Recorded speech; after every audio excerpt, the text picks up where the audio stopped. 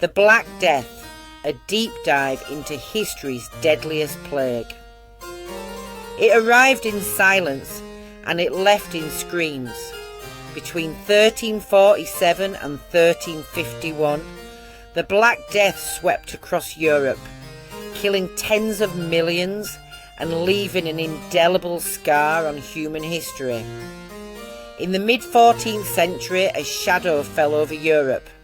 It wasn't war or famine, but something far more insidious, invisible, unstoppable, and absolutely devastating. The Black Death didn't just kill, it tore apart families, rewrote economies, and shattered the religious certainty of an entire continent. This is the story of the deadliest pandemic in recorded human history.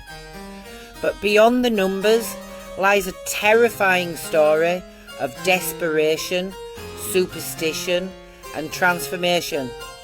This isn't just the tale of a plague, it's the story of how death reshaped the world. Origins of the plague. The Black Death, now known to have been caused by the bacterium Yersinia pestis, originated in the arid plains of Central Asia. It likely travelled along the Silk Road, with Mongol armies and merchants reaching Crimea by 1346. There, in the besieged city of Kaffa, Mongols reportedly catapulted infected corpses over the city walls in one of the earliest recorded cases of biological warfare. From there, Italian merchants fleeing by ship unknowingly carried the disease to Sicily. By 1347, it had reached mainland Italy, then France, Spain, England and beyond. Over the next 4 years, it would devastate the continent. Trade routes enabled the pandemic to leap from Asia to Europe rapidly. Urban density, poor sanitation, and ignorance about disease transmission turned Europe into a tinderbox. By 1351, it had reached Scandinavia, Russia, and Eastern Europe. Ships docking in ports carried both goods and death. Symptoms and death. There were 3 types of plague: bubonic, most common, spread by fleas; pneumonic, airborne, even deadlier; septicemic, infected the blood, almost always fatal. Victims suffered from high fever, chills, vomiting, swollen lymph nodes, called buboes, and blackened skin, giving the plague its grim nickname. Death came swiftly, in some cases within 24 hours. With no understanding of germs or bacteria, the people of the 14th century were helpless. Medieval medicine blamed miasmas, bad air, or divine punishment. Impact on population. Death on an unimaginable scale. Europe's population was decimated. It's estimated that between 30% to 60% perished. Entire villages vanished.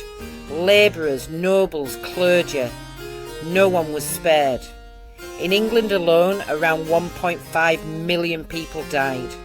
Mass graves became common. Priests, doctors, and gravediggers died in droves. Social order broke down. Mass graves, plague pits, became common as churches couldn't handle the dead. The psychological trauma was immense. Many believed it was the wrath of God, blaming sin, heresy, or witchcraft. Supernatural blame and witch hunts. Amidst the chaos, people sought scapegoats. Jews were blamed and violently persecuted in pogroms across Europe. Others pointed to astrologers, lepers, and beggars. But one group became an unusual target: women accused of witchcraft and their black cats. Why? Because cats, particularly black ones, had long been associated with the supernatural and heresy. Pope Gregory IX had declared them instruments of the devil a century earlier. As fear gripped the continent, cats were slaughtered en masse. Ironically, this superstition worsened the crisis. With fewer cats, rat populations exploded. And with the rats came the fleas, the real carriers of the deadly plague. Social and economic shifts. But from the ashes of destruction came transformation. With labour in a short supply, surviving peasants found themselves in high demand. Serfs demanded better pay and working conditions, shaking the foundations of feudalism. The plague also spurred medical inquiry. The idea of quarantining ships and towns was born. Cities like Venice established plague boards and early forms of public health policy. Culturally, the obsession with death gave rise to grim art and literature, the danse macabre, plague doctor imagery, and morbid religious iconography. Was it really over? The plague didn't vanish. It returned in waves for centuries. The Great Plague of London, 1665. The Marseille outbreak, 1720. But none matched the scale of the 1347 to 1351 disaster. Modern science confirms it was bubonic plague via Yersinia pestis, and DNA from medieval grave sites matches today's strains. Long-term consequences. The Black Death didn't just kill people, it challenged institutions. The authority of the church was questioned when prayers failed to stop the plague. Flagellant movements arose. People beat themselves in repentance, and new religious sects formed. It also changed Europe's relationship with nature, medicine and science. Though centuries would pass before germ theory emerged, the seeds of scientific inquiry had been sown. Legacy. Today, the Black Death stands as a turning point in human history, a warning of what can happen when fear overtakes reason, and a reminder that knowledge can save lives.